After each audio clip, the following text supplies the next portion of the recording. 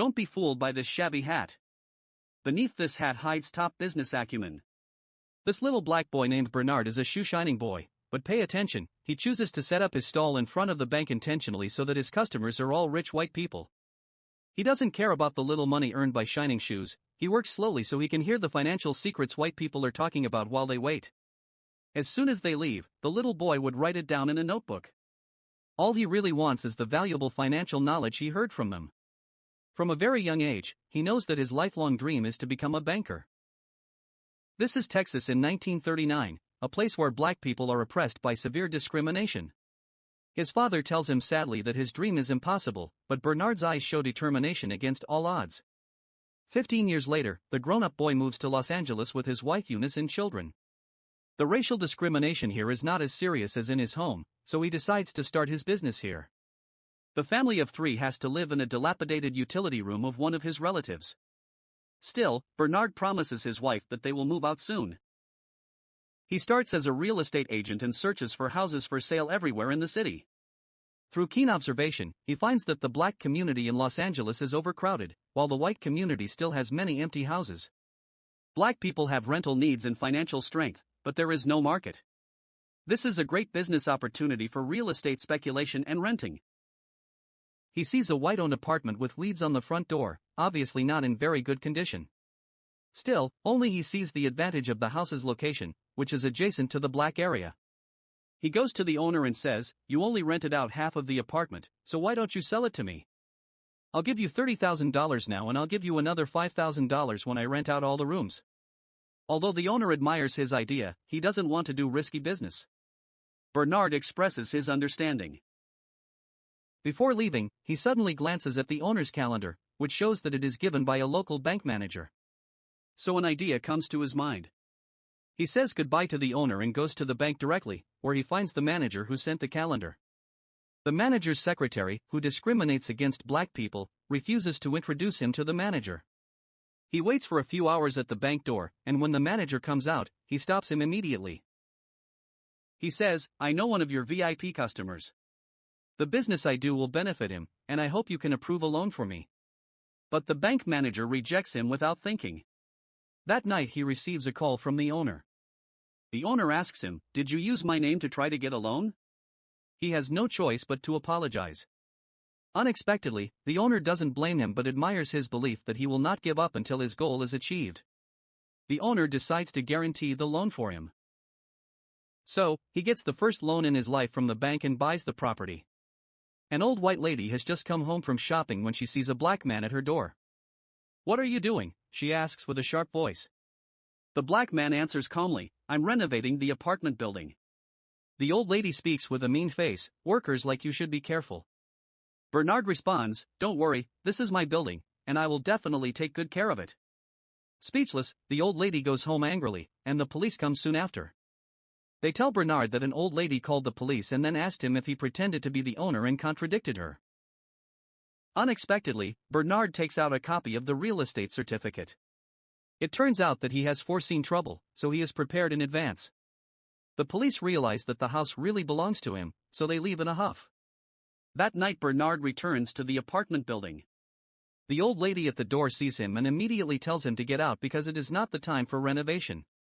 Bernard still replies calmly, "I am not a renovation worker, now I am the owner." The old lady is dumbfounded, and a few days later, she moves out angrily because she doesn't want to live in the same building with black people. As soon as the old lady leaves, Bernard rents out her house to a black lady. Sure enough, the black tenant market is huge, as he has foreseen. The building is quickly filled, and Bernard gives the negotiated follow-up payment to the former owner. The former owner admires Bernard very much and offers to start a business with him. Bernard chooses the house and calculates the income, and the old owner negotiates the transaction and signs the contract with him. In front, white people won't know that they are doing business with black people, and they will split the revenue. Bernard readily agrees. The cooperation between the two goes very smoothly, and they make a lot of money immediately. Bernard also moves from an apartment block to a mansion shortly after, providing a happy life for his beloved family. This is his wisdom: when someone discriminates against him, he will not punch back because then he will fall into other people's game rules. He wants to play his own rules. Rational economic and maximum profit are his ultimate goals. However, life does not always go smoothly, and challenges can arise at any moment. The former owner who works with Bernard is old and frail and dies suddenly a few years later. His equity in the company is inherited by his wife. This woman severely discriminates against black people and doesn't want to cooperate with Bernard. She contemptuously offers to buy Bernard's shares at a very low price, and if he disagrees, she will sue him. In that era when whites and blacks litigate, who do you think the judge would favor? Bernard is not willing to be treated so unfairly, so he decides to go to court. But he had to find someone to testify to prove his cooperative relationship with the old owner. He thinks of the bank manager, but the manager has already cooperated with the widow and avoids Bernard again. Extremely disappointed, Bernard stands in the bank and looks around. The neat and tidy bank building shows systematically discriminatory fangs everywhere. Just because of the color of his skin, he is often scorned when he walks into the bank.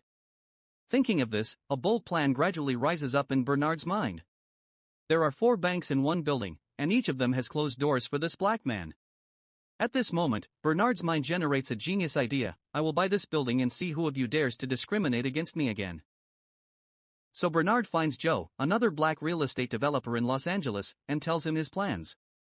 At first, Joe thinks he is out of his mind because the land price of the building is extremely high, and never has a black person ever bought land in LA downtown. But after discussing it for a while, Joe discovers that Bernard is not a delusional man but a thoughtful rationalist.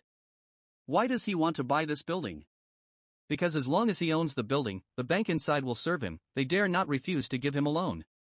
They will also disclose the real estate trend to him so that his real estate business will be smoother. Joe is shocked by his idea, but after thinking about it, he believes it will work. Although he is extremely wealthy, he is also subject to white people everywhere. If he can step on white bankers on white land, he will make more money. However, they still cannot negotiate transactions with white people directly, so they need a white person as an agent. In this regard, Bernard already has an idea in mind: Matt, who has been helping him with renovations. This guy is an honest man, he's also very ambitious, just a little inexperienced. So Bernard and Joe set out to train Matt comprehensively, teaching him golf, high-class manners, mathematical thinking, and real estate. Matt lives up to expectations and quickly becomes proficient at golf. While playing golf, he can calculate real estate valuations just like a young and promising entrepreneur. At a golf club, Matt meets the owner of the bank building. Of course, this encounter is also arranged by Joe. The conversation goes well, Matt gets the chance to buy the building, and the rest will be negotiated. But Matt doesn't know how to do it. Don't worry. Before the negotiation, Bernard helps Matt make all the preparations. He first counts the number of lights on in the building after dark, calculates the vacancy rate of the building, and then gets the building estimate value through the building's annual revenue and operating costs. Bernard prepares any numbers that might be involved and asks Matt to memorize these numbers before meeting with the owner. As a result, no matter how the big boss bluffs about his property, Matt is always one step ahead and gives out the exact number, which shocks the big boss. The accountant beside him is also dumbfounded. They all think that they have encountered a math genius and can't fool him at all. In the end, Bernard gets the building that is initially priced at more than $2.4 million for just $1.56 million. From then on, whenever Bernard goes in or out of the building, the president of every bank will come to shake his hand. The little manager who made things difficult for him in the past is shocked. With the support of the banking industry, Bernard and Joe's real estate careers expand rapidly. They break the strict zoning of Los Angeles's black and white segregation single-handedly. Many young and promising blacks move into white neighborhoods. Soon after, they even get received by the vice president. Several years later, in 1963, Bernard takes his family back to Texas to visit his father, Britton. After their dinner, Britton tells Bernard that he's proud of his accomplishments. The next day, Bernard walks around town with his son. Before they know it, they are standing in front of the bank where Bernard worked as a shoeshine boy. At that time, Texas was the most racist place in America.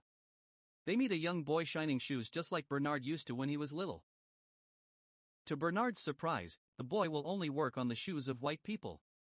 This little incident touches Bernard and awakens his sense of responsibility to his fellow man. He secretly makes up his mind that he must change the status quo and help the black community in his hometown get better housing. The next day, Bernard visits Joe and tells him that they should buy the mainland bank in Texas. Joe thinks Bernard is out of his mind for even thinking about it because the racism in Texas is so severe, but Bernard manages to show compelling reasons to make the purchase. In the end, Joe agrees to help Bernard out. They recruit Matt again and use him to be their frontman once more. They meet with the bank owner Robert Florence Sr. and Jr. to discuss the numbers of the deal. Despite Florence Jr.'s suspicions, Sr. sells the bank to Matt and his partners. With the mainland bank acquired, Bernard gets to work and starts helping the African Americans in town get approved for loans. It would seem that Bernard's goal is to help his fellow men get a fair chance at housing and even money-making opportunities. Things go well for a time until Florence Jr. starts investigating the loans that their bank approves. One day, Florence follows Matt and meets up with Bernard and Joe. He confronts them about the loans they approved and threatens them with a letter from the U.S. Treasury Department. He says that the department will inspect the bank's operations in 1 month. As Florence Jr. leaves, the guys discuss their next moves. During that time, Matt comes up with a suggestion. He suggests that they buy another bank and transfer the problem loans from mainland to that bank. They discuss the purchase of the Bank of Marlin Moore, and Bernard says the main problem is overseeing the operations of the bank. In response, Matt suggests that he be allowed to run the new bank. Bernard expresses his discomfort with the idea, but he eventually settles with letting Eunice keep an eye on Matt. In the end, Matt gets to run his bank just like he wanted. The next day, Matt meets up with a lawyer and starts signing loan contracts on his signal. Sometime later, Matt receives a call from Florence Jr. regarding clients that want to withdraw all their money from mainland. To make matters worse, a federal bank examiner arrives at Marlin to help Matt. Bernard forces himself to dress up as a janitor so he can get close during the meeting. Unfortunately, it doesn't make a difference since the examiner discovers a critical problem on several loans. Bernard is in disbelief that the absurd loans got approved. Eventually, they learned that it was Florence Jr.'s doing all along. It turns out that while rushing to run his bank, Matt skipped protocols and used a lawyer that Florence recommended. Through that, Florence was able to sneak in the problematic loans. Sometime later, Bernard and Joe tell Matt that the most rational move they can make is to walk away from the Bank of Marlin. Unwilling to let his bank go, Matt makes a move without letting his partners know. Joe learns about his move the next day and rushes to mainland bank with Bernard. They confront Matt about the loans while Florence watches the spectacle with a proud look on his face.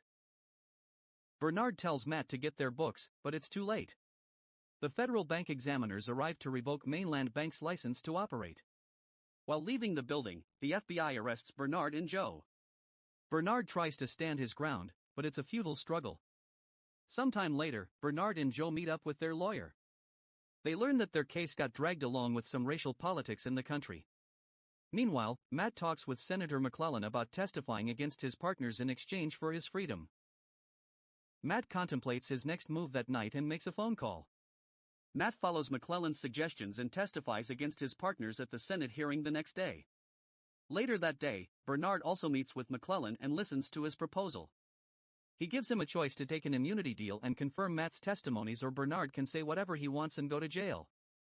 In the end, Bernard decides to say the words that have been kept in his heart for years. He talks about racial discrimination in the country. Shortly after that, both Bernard and Joe's fortunes got decimated after the hearing, and the two also got sentenced to federal prison. Florence Jr. purchases the mainland bank for a small fraction of the price paid by Bernard and Joe. Meanwhile, Matt Steiner never got charged with any crime. Several years later, Bernard and Joe get out of prison. Eunice finds it strange that the two men seem happy even after losing all their fortune. It turns out that's not the case at all. Joe reveals that they have properties next to each other in the Bahamas. Eunice is in disbelief and asks Bernard how that happened. It turns out that the man Matt called the night before his testimony was Bernard. He told Bernard about the senator's deal and apologized to him. In return, Bernard asked Matt a favor before the government could seize their assets. The movie ends after we learn that Bernard and Joe's residential properties were instrumental in the fight against housing segregation in LA, and they still have two mansions next to each other in the Bahamas. The movie ends after